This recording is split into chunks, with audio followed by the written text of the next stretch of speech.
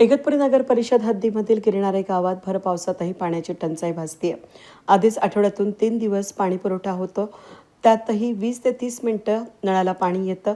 पाण्याची वेळ नसून संतापलेल्या महिला उतरल्या आहेत रस्त्यावर. नगरसेवक रोहिदास यांच्यापुढे त्यांनी समस्या मांडल्या असून शेवटी नगर परिषदेचे कर्मचारी फोन करूनही 1.5 तास वाट बघून न आलेल्या वैतागलेल्या नगरसेवकांना पाण्याचा टँकर मागवला.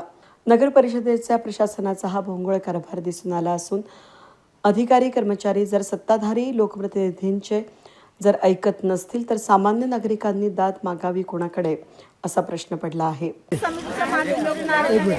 पावसाळा चालू असून आता सध्या आमच्याकडे पाण्याची प्रॉब्लेम आहे. आठ दिवसातून 2 ते 3 दिवस पाणी येतं आणि पाण्याचं टायमिंग कधी 9 कधी 10 रात्रीचे तेव्हा अवेळी पाणी सोडतात. वर्षानुवर्ष त्याच समस्या आम्ही फेस करतोय. धरणांचा तालुका असून इथे पाण्याचा दुष्काळ आहे. धरण उशाशी आणि कोरड घशाशी अशी गत इथे झालेली.